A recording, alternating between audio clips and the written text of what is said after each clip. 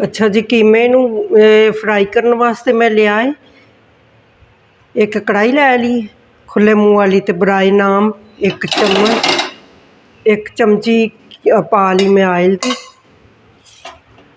हुण इहदे विच असीं पा देंगे कीमा चिकन वाला जिहड़ा कि पाइया तो ज़्यादा है, अद्धा किलो तो भी कम है, थोड़ा जिहा कम है। एक साई कोलों ही असीं करवा लिया सी कीमा।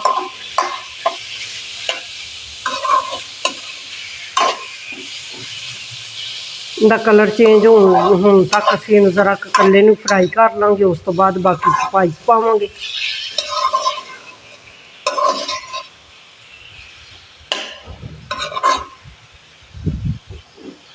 घर दे विच बहुत ज़बरदस्त तरीके नाल नान बनाए जांदे ने जिहड़े कि दूर दराज रहिंदे ने सब भैन भाई बड़े आसानी नाल बना सकदे ने नान घर दे विच।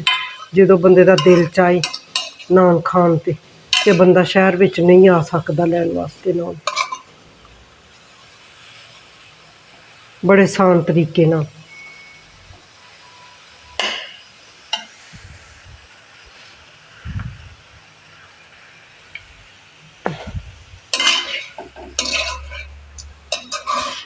आयल बिल्कुल कम पाना, बराई नाम आयल पाओ या घ्यो पाओ, बेशक देसी घ्यो भी पा सकदे तुसीं।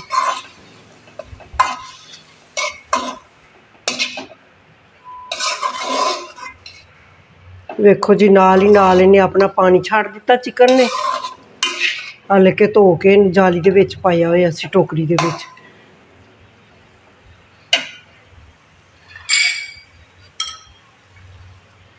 अदरक लसन कट्ठा ही मैं कुट लिया सी, ये जाएगा इहदे विच एक चम्मच भर के।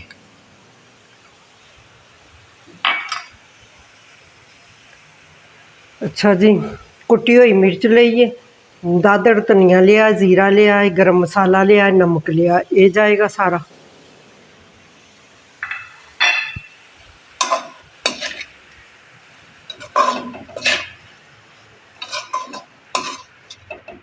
इहदा पानी खुश्क होण तक असीं इहनूं पकावांगे, उन्नी देर विच इहने चिकन ने भी गल जाना। ऐ नहीं समझना कि ज़रा मोटा मोटा कीमा नज़र आ रहा है, लेकिन इन्हें पक पुक के सुंगड़ जाना दे। मेरियो शहजादियो, मेरियो बच्चियो, इन्हें पक पुक के सुंगड़ जाना है।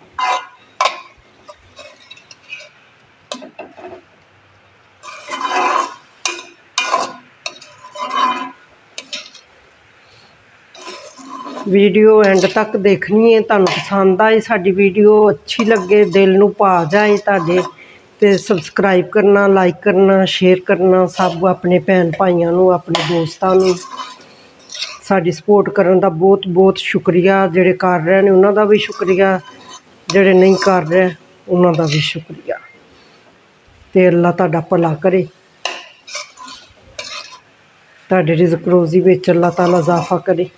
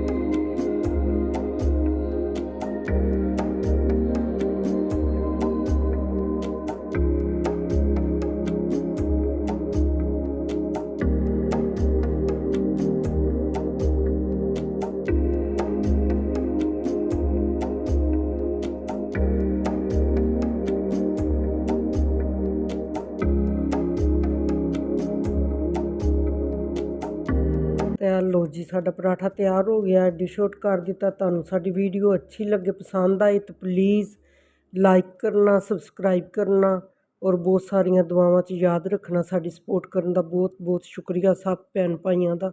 ਖੁਸ਼ ਰਹੋ, ਆਬਾਦ ਰਹੋ। ਅੱਲਾ ਹਾਫਿਜ਼।